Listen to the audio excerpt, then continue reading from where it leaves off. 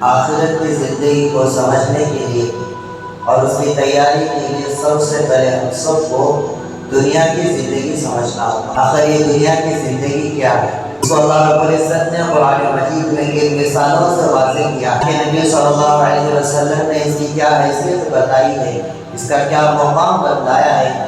یہ چیزیں ہمارے سامنے ہوگی تو پھر آخرت کی تیاری کرنا ہمارے لیے آسان ہوگا۔ دنیا کی زندگی کو نہیں سمجھتا، آخرت سے محروم ہو جاتا، آخرت کی کامیابیوں سے محروم ہو جاتا، قبر کی کامیابی سے محروم ہو جاتا، حشر کی کامیابی سے محروم ہو جاتا، جنت جیسی کامیابی سے محروم ہو جاتا، جو دنیا کی زندگی کو نہیں سمجھتا۔ دنیا کی زندگی کا کیا مقام ہے آخرت کے مقابلے؟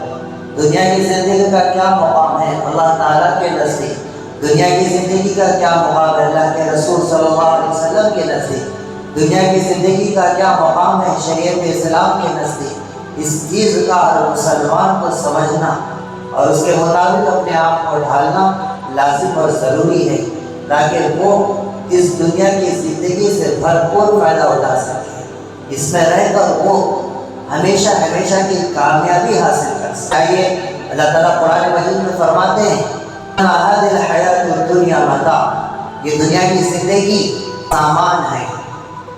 دنیا کی زندگی کو اللہ تعالیٰ نے سامان فرمایا، اس وجہ سے فرمایا کہ انسان سامان خریدتا ہے اور اس کا استعمال کرتا ہے، اس سے فائدہ اٹھاتا ہے، پھر ایک دور آتا ہے کہ اس سامان میں کمزوری پیدا ہو جاتی ہے، خرابی پیدا ہو جاتی ہے، بوسیدگی اس کو لاحق ہو جاتی ہے، پھر وہ سامان فنا ہو جاتا ہے، پھر آدمی دوسرا سامان خرید لیتا ہے۔ پھر سامان نہیں فرمایا بلکہ دھوکے کا سامان، وَمَا الْحَيَاةُ الدُّنْيَا إِلَّا مَتَاعُ الْغُرُورِ، یہ سامان ٹھنڈی کا سامان نہیں ہے، یہ دھوکے کا سامان ہے، ڈپلیکیٹ سامان ہے۔ یہ اللہ تعالیٰ فرماتے ہیں کہ صرف یہ نہ سمجھو کہ یہ سامان ہے، بلکہ یہ دھوکے کا سامان ہے۔ دھوکے کے سامان سے بچنا، ٹھنڈی والے سامان کو لینا، یہ عقل مندی ہے، یہ کامیاب انسان ہونے کی دلیل ہے، یہ کامیاب فکر والے کی دلیل ہے، یہ کامیاب سوچ والے کی دلیل ہے۔ دھوکے کا سامان لے لیا، وہ دیکھ کر کہ ظاہر میں اچھا سامان لگ رہا تھا، خرید لیا،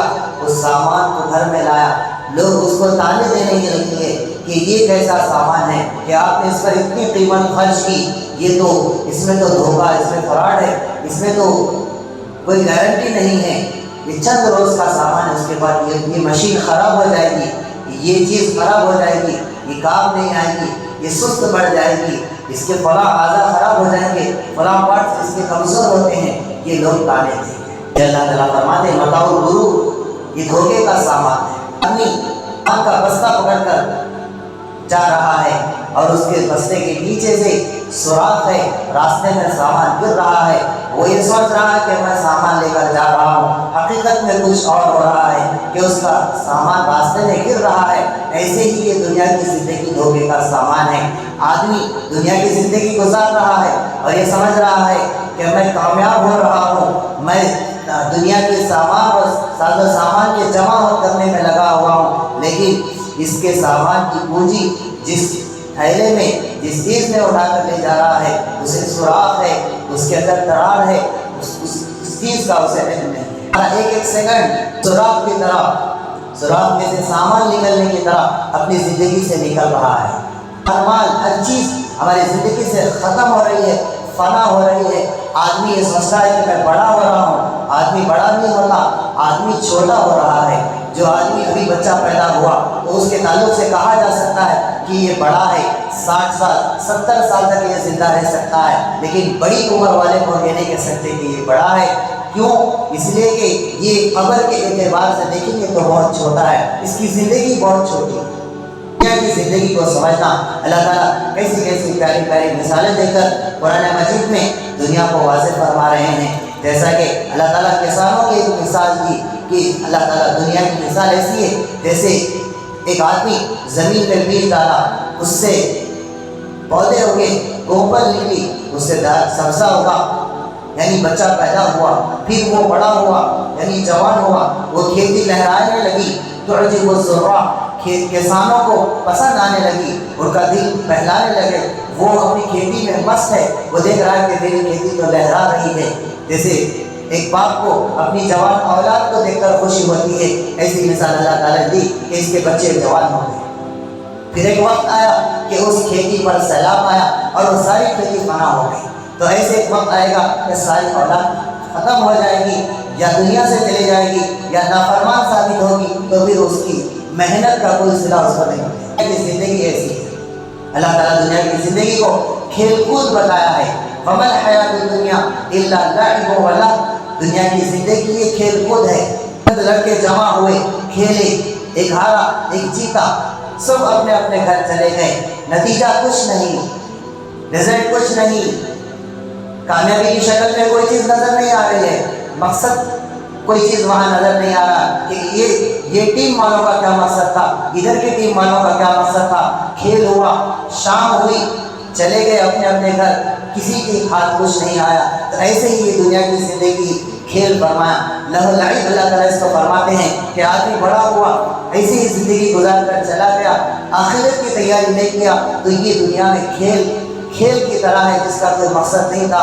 یہ آخرت میں بھی یہ کامیاب نہیں ہوگا جس طرح دنیا میں ناکام ہوا۔ کھیلنے میں لگتے ہیں، ان کا فیوچر کامیاب نہیں ہوتا، ان کا فیوچر بڑا نہیں ہوتا، وہ بڑے ہو کر کچھ نہیں بن سکتے۔ ایسے ہی جو دنیا کی زندگی میں دنیا کو سب کچھ سمجھ کر آدمی چلا گیا تو وہ آخرت میں ناکام ہوگا، اس کا مستقبل کچھ نہیں بنے گا۔ تو اللہ تعالیٰ دنیا کی زندگی کو لعب اور لہو فرمایا کہ اس کو سمجھنا ہوگا۔ اللہ کے نبی صلی اللہ علیہ وسلم راستے سے گزر رہے ہیں کہ وہاں پر کچرا پڑا ہوا ہے، ایک بکری کا بچہ پڑا ہوا ہے، ہاتھ بھی ٹوٹے ہوئے ہیں۔ صحابہ سے حضور صلی اللہ علیہ وسلم فرماتے ہیں کہ کون شخص ہے جو اس بکری کے بچے کو خریدے گا جو سڑا ہوا ہے، اس سے بو بھی آ رہی ہے، جو مردار پڑا ہوا ہے۔ صحابہ فرماتے ہیں کہ آپ جانتے ہیں اللہ کے نبی، اس بکری کے بچے کو ہم پیسے تو دور کی بات، ہم فری میں بھی لینے کے لیے تیار نہیں ہیں، مفت میں بھی ہم اس کو حاصل نہیں کریں گے۔ تو اللہ کے نبی صلی اللہ علیہ وسلم فرماتے ہیں کہ دنیا کی مثال ایسی ہے، جس طرح تمہاری نگاہ میں یہ مردار بکری کا بچہ سڑا ہوا ہے، ایسے اللہ رب العزت کی نگاہ میں دنیا کی حقیقت ہے۔ حدیث پاک میں آتا ہے اگر اللہ رب العزت کی نگاہ میں دنیا کی کوئی حقیقت ہوتی تو اللہ تعالیٰ فرماتے ہیں اللہ تعالیٰ کے نزدیک اس دنیا کی حقیقت مچھر کے پر کے برابر ہے۔ اللہ کے نبی صلی اللہ علیہ وسلم کے نزدیک اس دنیا کی حقیقت اس مردار بکری کے برابر میں نہیں ہو سکتی۔ چنانچہ اللہ کے نبی فرماتے ہیں کہ دنیا کی حقیقت ایسی ہے کہ ایک سمندر ہے اور اس میں انگلی ڈبائے، اور ڈبونے کے بعد انگلی پر جو پانی لگے گا وہ پانی، یہ کتنا پانی لگے گا، تھوڑا سا پانی لگے گا، تو جتنا وہ لگا ہوا پانی تھوڑا ہے، حقیر ہے، آخرت کے مقابلے میں دنیا کی زندگی ایسی حقیر اور تھوڑی ہے۔ الآخرۃ ہی دار القرار، اللہ تعالیٰ قرآن میں فرماتے ہیں آخرت کی زندگی بلا شبہ یہی پائیدار ہے، ہمیشگی کے ساتھ رہنے والی ہے۔ دنیا کی زندگی کی مثال ہم سورج سے سمجھ سکتے ہیں، دن سے سمجھ سکتے ہیں کہ سورج نکلا یعنی بچہ وجود میں آیا، پھر چڑھا، اوپر تیزی اس کے اندر آئی یعنی جوان ہوا، پھر جیسے ظہر کا وقت ہوا پھر یعنی 40 سال ہو گئے، اس کے بعد سورج ڈھلنا شروع ہوا یعنی بڑھاپے کا آدمی شکار ہوا۔ تو شام کے آنے سے پہلے جو شخص تیاری کر لیتا ہے، کام کر لیتا ہے، وہ کامیاب ہوتا ہے۔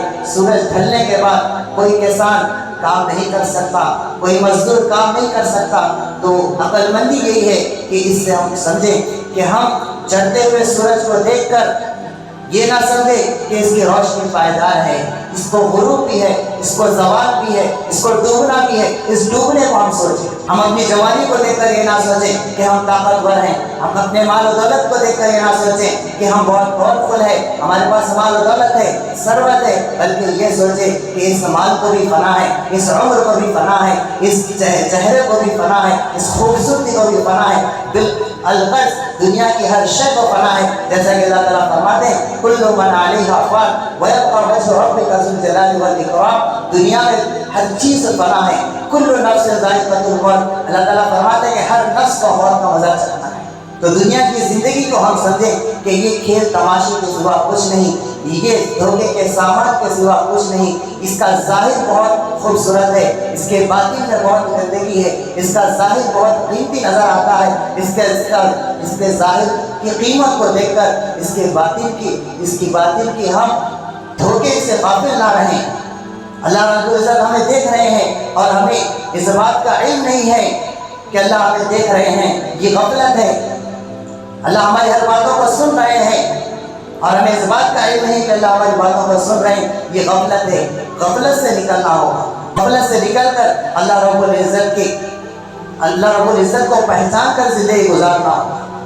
اللہ رب العزت کو پہچاننے والا وہ ہے جو اللہ کی عبادت میں لگا ہوا ہے. اس لیے کہ اللہ تعالیٰ ہم سب کو عبادت کے لیے پیدا فرمائے, اور عبادت پہچان کے لیے ہے, اس کے لیے ذکر ہے, اس کے لیے اللہ تعالیٰ کے آگے سجدہ کرنا ہوگا, نماز پڑھنا ہوگا. اس سے اللہ کی معرفت حاصل ہوگی. اگر ہم دنیا کی زندگی کو سب کو سمجھ گئے, آخرت سے غافل ہو گئے, تو پھر آخرت میں, قبر میں, حشر میں کفِ افسوس ملنے کے سوا کچھ ہاتھ نہیں آئے.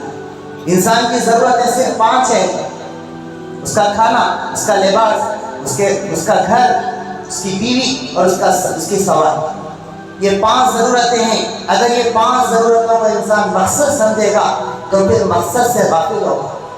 ضرورت الگ ہوتی ہے, مقصد الگ ہوتا ہے. ایک آدمی کام پر ٹفن لے کر گیا, وہ ٹفن اس کا ضرورت کی ضرورت ہے اور پورا وقت کام میں جو لگا رہا اس کا مقصد ہے. تو دنیا کی یہ جو 5 ضرورتیں ہیں یہ ٹفن کی طرح ہے اور اس کا مقصد عبادت کرنا ہے. تو ٹفن کا جو درجہ ہے وہ ضرورت کا درجہ ہے. باقی کے اوقات اس کو عبادت میں لگانے. اللہ نے عبادت کے لیے پیدا کیا, آخرت کی تیاری کے لیے پیدا کیا. دنیا کو آخرت کی کھیتی بتایا گیا. دنیا مزرعۃ الآخرہ, یہاں جو بیج ڈالو گے وہاں پر وہ فصل کھاتے ہیں. تو ضرورت اس بات کی ہے کہ ہم دنیا کی سنگینی کو سمجھیں, اس کے ظاہر سے دھوکہ نہ کھائیں, اور اس کو سمجھیں کہ ہم کو عبادت میں کتنا وقت لگانا ہے, ضرورت میں کتنا وقت لگانا ہے. اگر اس ضرورت کو ہم سب کچھ سمجھ بیٹھے کہ اچھا کھانا, اچھا لباس, اچھا گھر, اچھی سواری, اچھی بیوی, اس کے ہم ان چیزوں میں اپنے سب کچھ لگا دیں گے تو پھر عبادت کے لیے ہمارے پاس وقت نہیں بچے گا. عبادت کے لیے ہمیں سوچنے کے لیے وقت نہیں رہے گا. عبادت میں خرچ کرنے کے لیے ہمارے پاس مال نہیں رہے گا. یہ چیزوں میں اگر سادگی آئے گی, ان 5 چیزوں میں جو سادگی کے ساتھ چلتا رہے گا وہ عبادت میں ترقی کرتے رہے گا, آخرت کے اعتبار سے ترقی کرتا رہے گا. اللہ کا بہت بڑا ولی بن کے اس دنیا سے جائے گا. تاریخ اس پر گواہ ہے. صحابہ کو دیکھ لیجیے, اولیاء اللہ کو دیکھ لیجیے, بزرگان دین کو دیکھ لیجیے. وہ سادگی اختیار کرنے والے تھے, وہ خواہشات پر چلنے والے نہیں تھے, بلکہ وہ ضرورت کو پورا کر کے باقی کا ساری فکر, ساری سوچ عبادت میں لگانے والے. اللہ رب العزت سے دعا ہے کہ اللہ تعالیٰ ہم سب کو دنیا کی اور آخرت کی حقیقت سمجھا کر آخرت کی تیاری کو